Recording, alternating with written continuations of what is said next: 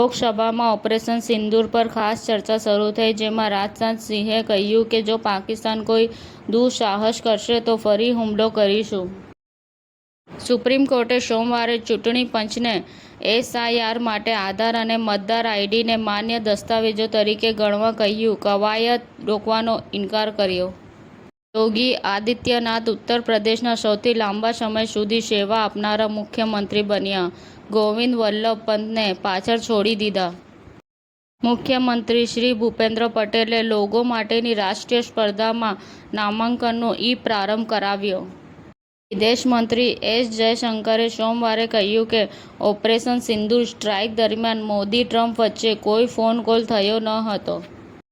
26 July 2025ના રોજથી the grand Bhagwati Ahmedabad ખાતે 2 દિવસીય high life બ્રાઇડ્સનું અમદાવાદમાં આગમન. આવનારી લગ્ન સિઝનમાં ભારતની ટોચની પ્રદર્શન બ્રાન્ડ હાઈ લાઇફના સ્ટાઇલ આઇડિયા સાથે તમામ ફેશન કેનવાસને છલકાવી દીધો.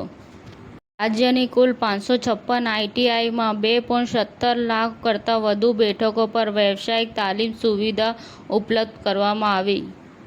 મુખ્યમંત્રી શ્રી ભૂપેન્દ્ર પટેલના નેતૃત્વમાં પીએમ જનમન હેઠળ ગુજરાતમાં પીએમ આવાસ ગ્રામીણ યોજના અંતર્ગત 12,498 આવાસો મંજૂર કરવામાં આવ્યા. અરવલ્લીમાં વાત્રકથી અપહરણ કરાયેલ ઈસમને અપહરણકારોની ચુંગાલમાંથી પોલીસે મુક્ત કરાવી 11 અપહરણકારોને ઝડપી પાડ્યા. જમ્મુ કાશ્મીરમાં ઓપરેશન મહાદેવ દરમિયાન એન્કાઉન્ટરમાં પાકિસ્તાની આતંકવાદી જિબ્રાન સહિત 3 લોકો માર્યા ગયા.